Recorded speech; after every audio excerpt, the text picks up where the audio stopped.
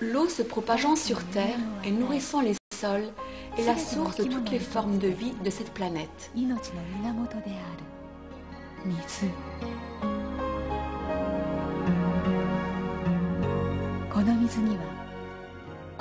Mais il reste une facette de l'eau inexpliquée jusqu'à présent.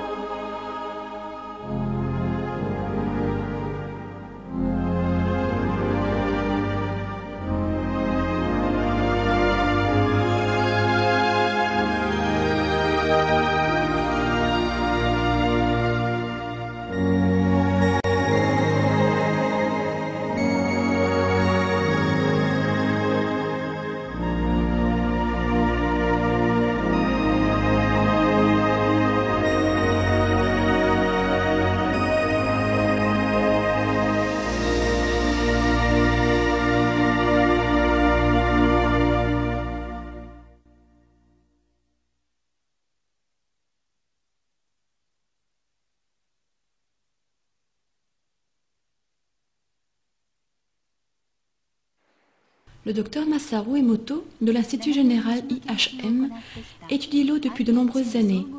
Grâce à ses recherches, il a fait émerger une méthode innovante pour saisir la physionomie de l'eau.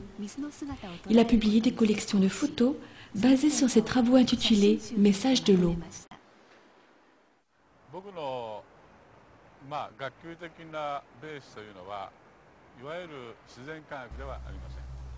Mes études académiques ne sont pas basées sur les sciences naturelles mais culturelles.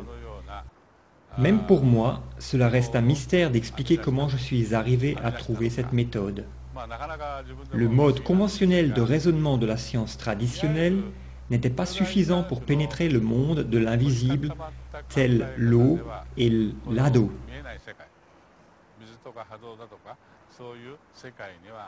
Moi, un novice, je m'y suis attaqué, mon absence de crainte m'ayant permis d'y plonger.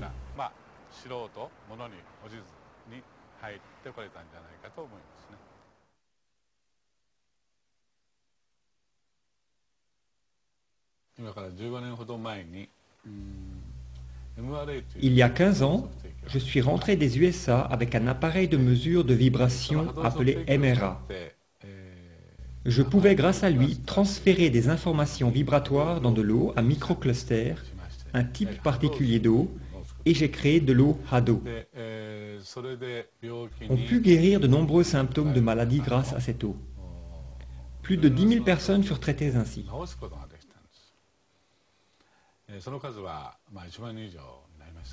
Le concept de l'eau pouvant guérir à elle seule fut dur à accepter par beaucoup de gens, en particulier les médecins.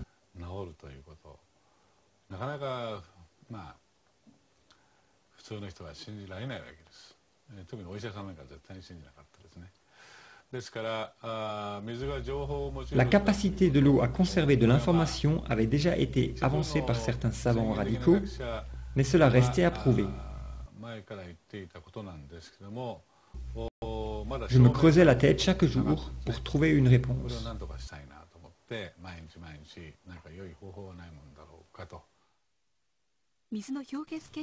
C'est grâce à ce livre que le docteur Emoto s'intéressa à l'étude des cristaux d'eau gelée. J'y ai appris qu'il n'y a pas deux flocons de neige identiques.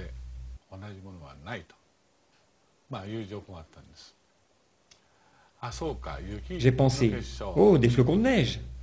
La neige, c'est de l'eau.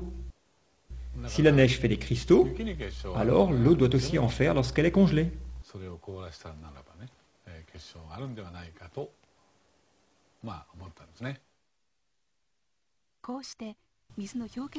C'est ainsi que débuta l'étude des cristaux d'eau congelée, sans néanmoins obtenir de succès instantané.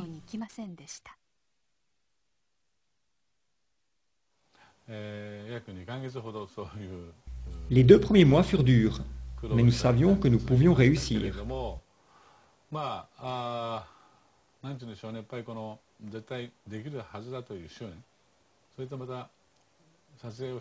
J'ai persévéré avec M. Ishibashi, qui a pris les photos actuelles. Finalement, environ 60 jours plus tard, nous obtînmes notre première photo réussie. J'étais tellement ému. J'ai versé des larmes de joie.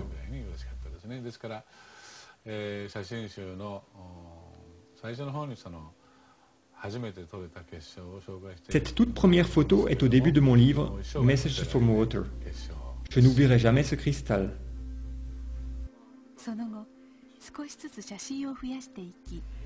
Depuis, nous avons graduellement agrandi notre collection de clichés en accumulant des données.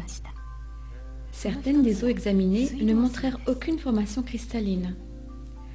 Regardez l'exemple de l'eau du robinet.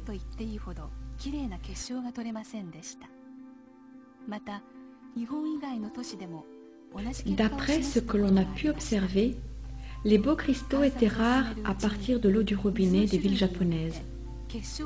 C'est aussi le cas pour l'eau de certaines villes étrangères.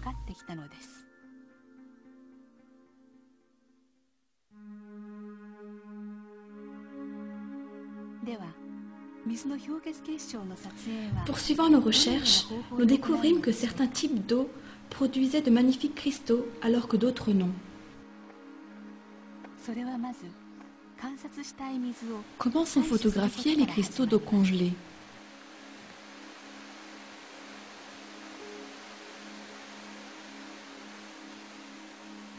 Nous commençons par recueillir un échantillon de l'eau que nous souhaitons examiner. Ici, c'est notre chercheur aux chutes de Shiraito no Taki, une source célèbre sur les pentes du mont Fuji. L'énorme quantité de pluie tombant sur le mont Fuji s'infiltre dans la montagne pour en ressortir 20 ans plus tard. Ici, aux sources de Shiraito no Taki, où ces cascades débitent plus de 100 000 m3 par jour.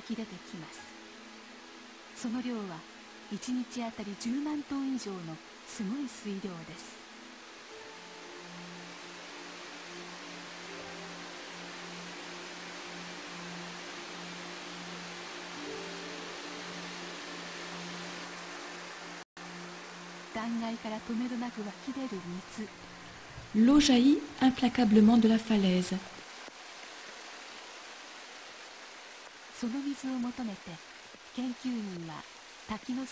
Notre chercheur s'approche du pied de la cascade et remplit un flacon d'eau fraîche.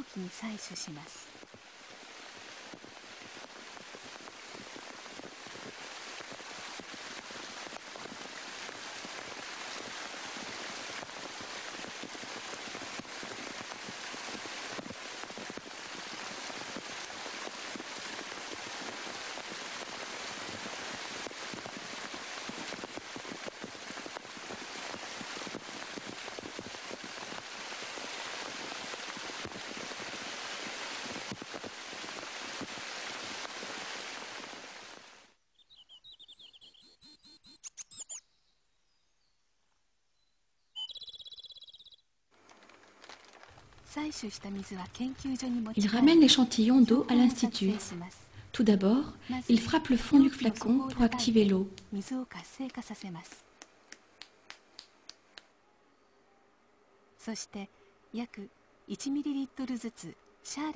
Puis, il la répartit en gouttes de 1 ml dans chaque boîte de pétri.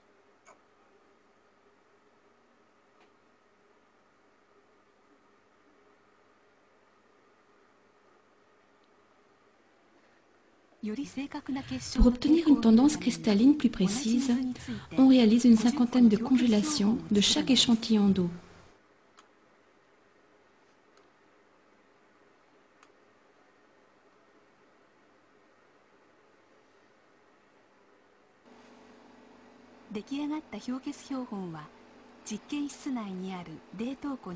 Les boîtes de pétri sont mises au congélateur à moins 25 degrés dans le laboratoire.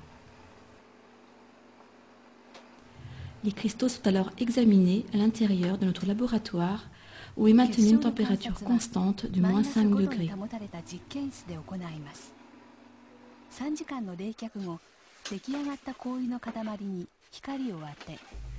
3 heures plus tard, nous observons les pointes de chaque bloc gelé au microscope.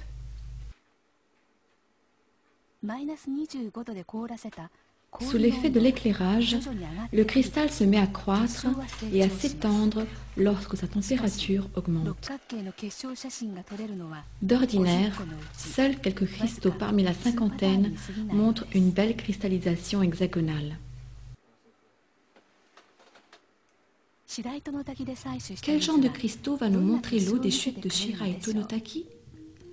Un magnifique cristal hexagonal se développe lentement à partir de 6 angles du cœur de l'hexagone, paré de délicates ramifications.